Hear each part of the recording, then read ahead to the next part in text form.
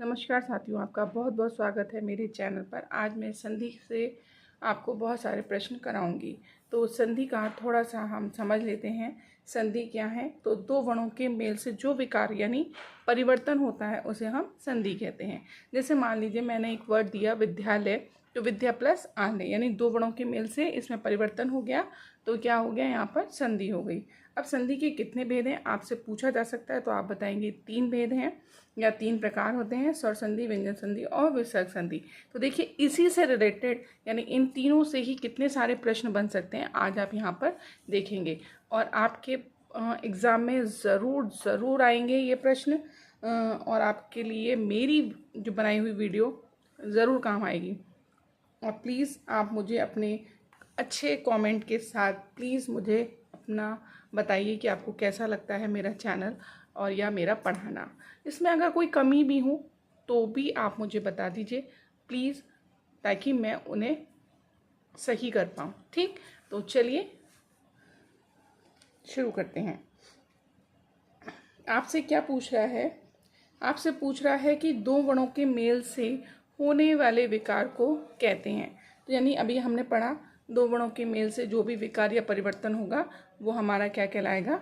संधि कहलाएगा। ठीक है, नेक्स्ट आते हैं संधि कितने प्रकार की होती हैं। तो मैंने अभी आपको बताया 3 प्रकार की होती हैं। ठीक, अब हम देखते हैं नेक्स्ट।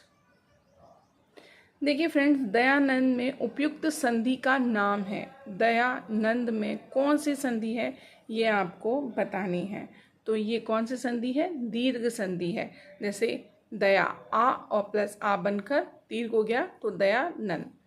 फिर है कपीश में उपयुक्त संधि का नाम बताइए। तो आपको बताना है कौन सी संधि है, तो इसमें भी दीर्घ संधि है। नेक्स्ट देखते हैं सदैव में उपयुक्त संधि का नाम आपको बताना है। तो कौन सी है? व्यंजन, स्वर, विसर्ग या इनमें से कोई नहीं। तो आप बताएंगे इसमें स्वर संधि है। नेक्स्ट है इनमें से कौन स्वर संधि का उदाहरण नहीं है? स्वर संधि का उदाहरण नहीं है ये आपको बताना है।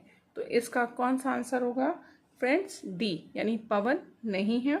निम्नलिखित में से कौन सा शब्द वृद्धि संधि का उदाहरण नहीं है? आपको नहीं है बताना है। इस पे देखिए आपको ज़्यादा फोकस करना है। नहीं है, क्योंकि क्या होता है हम जल्दबाजी में नहीं, मतलब मालूम तो होता है नहीं पूछ रहा है, लेकिन जो हमें आंसर सही लगता है हम वही लगा देते हैं फटाफट। तो नहीं पूछ रहा है, तो ये है बी ऑप्शन, जलोद नहीं है। नेक्स्ट है निम्न में से दीर्घ संधि उपयुक्त पद कौन सा है? निम्नलिखित में से दीर्घ संधि उपयुक्त पद कौन सा है? दीर्घ संधि का आपको उपयुक्त पद बताना है। तो वो आपका महर्षि, देवेंद्र, सूर्योदय या दैत्यारी है। तो आपका सही है डी ऑप्शन, दैत्यारी। पवित्र में उपयुक्त संधि का नाम आपको बताना है। तो कौन सी है? आपको बताना है यण, गुण, अयादि या वृद्धि। तो पवित्र में है आपकी अयादि संधि। इत्यादि का संधि विच्छेद करिए। इत आदि यानी आपका इनमें से आपको बताना है कौन सा है। तो आप बताएंगे डी ऑप्शन सही है, इति प्लस आदि। ये आपका कई बार एग्जाम में आ भी चुका है। तो नेक्स्ट देखते हैं फ्रेंड्स, निरर्थक का सही संधि विच्छेद बताइए। आपको निरर्थक का सही संधि विच्छेद बताना है। तो आपका सी ऑप्शन सही होगा। धरेश का सही संधि विच्छेद है। तो धरा प्लस अश, धर ईश, धरा ईश या धरा ईश। यानी देखिए पढ़ने में उच्चारण तो सेम से ही आ रहे हैं, ई और ई। तो आपको समझना होगा कि कौन सा है। तो आपका सही है ऑप्शन सी।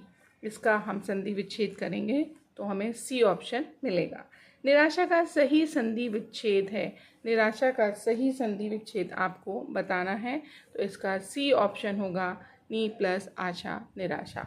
अब देखते हैं मोहूषण का सही संधि विच्छेद आपको बताना है। तो इसका सही संधि विच्छेद आपका डी है। आशीर्वाद का सही संधि विच्छेद है। तो आशीर्वाद का सही संधि विच्छेद क्या होगा आपको बताना है। तो बी ऑप्शन आपका सही होगा। ठीक, और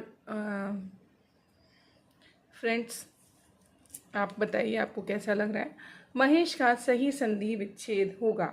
तो आपसे पूछा जा रहा है महेश का सही संधि विच्छेद क्या होगा, तो आपको बताना है बी ऑप्शन सही है। इसका बी ऑप्शन होगा महा प्लस ईश। सन्मति का संधि विच्छेद क्या है, तो आपको बताना है सन्मति का सत प्लस मति ऑप्शन होगा। अन्वय का सही संधि विच्छेद, तो आप बताएंगे कि मैम ए ऑप्शन सही है, अनु प्लस अय। नेक्स्ट है परोपकार में उपयुक्त संधि का नाम है। परोपकार में आपको संधि के नाम बताने हैं, विसर्ग संधि, गुण संधि, वृद्धि संधि या यण संधि। तो आपका सही होगा फ्रेंड्स गुण संधि। नेक्स्ट देखते हैं निम्नांकित में से कौन सा शब्द स्वर संधि का उदाहरण है।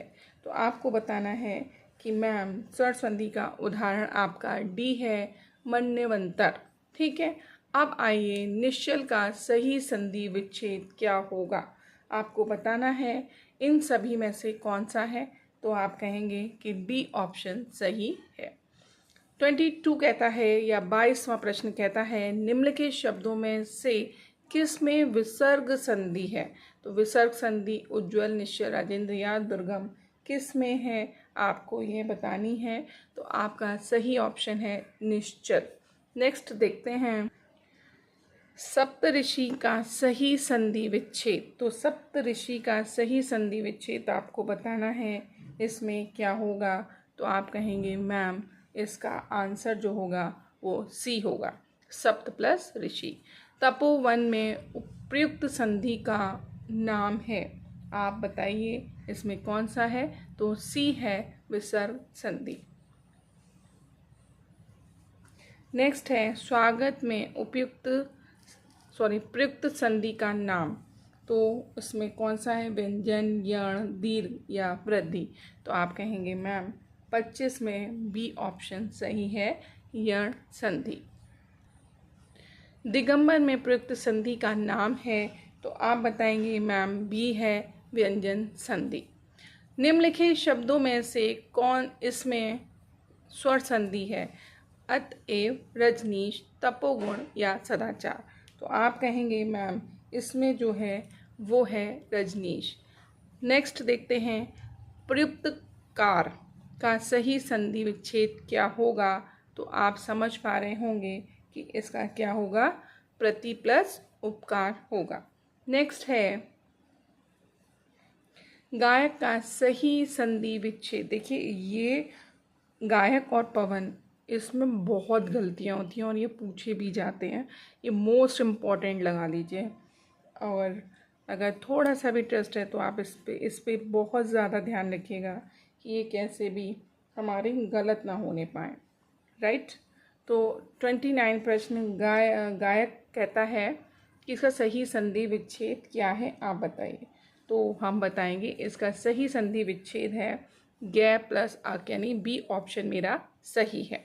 अभिषेक का सही संधि विच्छेद आपको बताना है क्या है। तो इसका भी बी ऑप्शन सही है, अभिषेक। ठीक, नेक्स्ट आते हैं यद्यपि में प्रयुक्त संधि का नाम क्या है। इसमें पूछ रहा है संधि का नाम, तो आप बताएंगे गुण, अयादि, यण या दीर्घ। तो आपका सही ऑप्शन है यण संधि। वैसे भी